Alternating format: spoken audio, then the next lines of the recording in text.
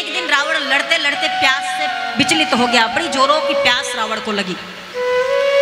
भगवान देखते हैं रावण को प्यास लगी है, तो पहले नियम होता था युद्ध लड़ने का, सूर्योदय के साथ लड़ते थे और सूर्यास्त के साथ युद्ध रुकता था, फिर अगले दिन लड़ाई होती थी। शंखनाद के साथ शुरू होता, शंखनाद के साथ विश्राम होता, और सूर्यास्त होने में समय था।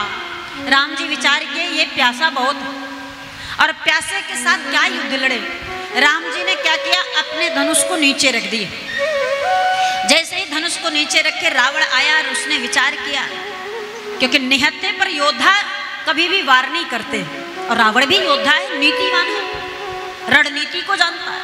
तो वो उसने कहा कि आप धनुष क्यों रख दिए, आप युद्ध लड़े, अभी तो समय नहीं हुआ है युद्ध विश्राम करने का। राम जी बोले आज युद्ध अभी विश्राम कर दिया जाए, शेष हम कल लड़ लेंगे।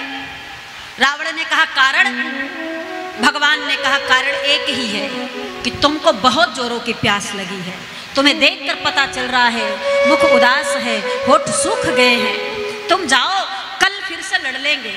रावण लौट कर आया, और आने के बाद रावण अपने कमरे में गया जब, तो कमरे में जाकर एक खंभे के ओट में बैठकर खूब रोया, जोर जोर से रोने लगा।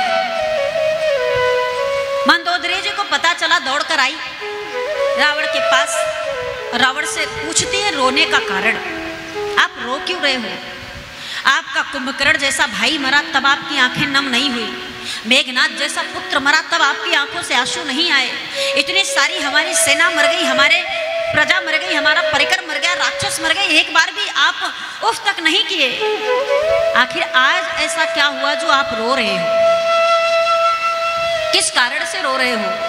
अगर आपको पश्चाताप हो गया है, आप ये समझ गए हो कि आप गलत किए हो, तो अभी भी समय है, रघुनंदन की भार्या को ले जाकर उनको सौंप करके उनके चरणों में नमस्तक झुका लो, वो क्षमा कर देंगे, वो क्षमा निदान है, अभी भी कुछ बिगड़ा नहीं है, बच सकते हो।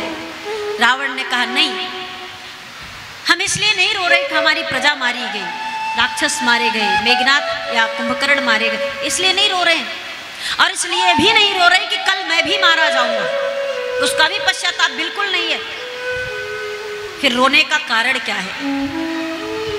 रावण कहता है मंदोदरी, मैं उस व्यक्ति पर वार कर रहा हूं, उस शक्ति पर वार कर रहा हूं जिसको अपने शत्रु की प्यास तक की खबर रहती है, जिसको अपने शत्रु की भी प्यास की खबर रखता है, अपने शत्रु के भी दुख सुख का खबर रख रहा है, उसके ऊपर मैं वार कर रहा हूँ, उस पर प्रहार कर रहा हूँ, उसे मारने की चेष्टा कर रहा हूँ। मुझे पता मैं मार नहीं पाऊंगा, लेकिन फिर भी उनका वो मधुर भाव, सुंदर स्वभाव देख करके आज मेरा मन पिघल गया, और उस स्वरूप को याद करके मैं रो रहा हूँ, उनके इस मधुरता को याद करके, उनके इस सौम्यता को याद करके, सुंदर हृदय को याद करके रो रहा हूँ कि जिस पर मैं प्रहार पे प्रहार कर रहा हूँ, जिनकी भार्या को उठा लाया हूँ, जिनके भाई को मरणासन स्थिति में भेज दिया था, उनको मेरे प्यास की चिंता है, मेरे भूख की चिंता है। ऐसे दीन दयाल भला, ऐसा स्वभाव भला और किसी में होगा क्या, कोई और ऐसे स्वभाव वाला होगा क्या। मंदोदरी, आज उनके स्वभाव को देख करके मुझे रोना आ गया, अब मुझसे नहीं लड़ा जा रहा है, मैं चाहता हूं कल के युद्ध में कैसे भी करके मुझे राम जी मार दें, मैं अब ये युद्ध नहीं लड़ना चाहता हूं, उनके समक्ष जाने की मुझ में क्षमता नहीं है। अब महाराज इधर रामादल में भी बातें चल रही हैं, इधर दिन से रावण लड़ रहा है, इसका वध हो क्यों नहीं रहा है। तब विभीषण जी ने बताया कि रावण के नाभि कुंड में अमृत है, और जब तक अमृत रहेगा तब तक वो नहीं मरेगा। अगले दिन के युद्ध में भगवान ने जब बाणों की वर्षा करना शुरू की, तो अग्नि बाण का अनुसंधान रावण के नाभिकुंड पर किए, और वो अमृत को सोख लिया। उसके बाद अगले बाण जब राम जी ने मारा है, तो वो सीधे जाकर के रावण के हृदय पर लगा, और रावण सीधा आकर धरती पर गिर पड़ा। और गिरने के बाद रावण भगवान से कहता है, प्रभु इतना पाप किया, इतना अत्याचार किया, इसके बाद भी आपने मुझ पर कृपा किया है।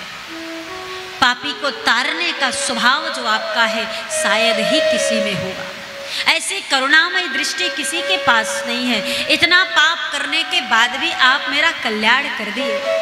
भगवान, आज आप मुझसे जीत करके भी नहीं जीते हो। भगवान ने कहा कैसे? बोले आप जानकी के लिए युद्ध लड़े और मेरे जीते जी जानकी नहीं पाए, और दूसरा अपने जीते जी आपको लंका में घुसने नहीं दिया, और आपके सामने आपके बाढ़ के लगने के कारण आपके बैकुंठ जा रहा हूँ। आप रोक सको तो रोक लो नाथ, आप जीत कर नहीं जीते, मैं हार कर जीत गया, मुझे बैकुंठ मिल गया, और क्या चाहिए प्रभु। रावण का प्राणांत हुआ।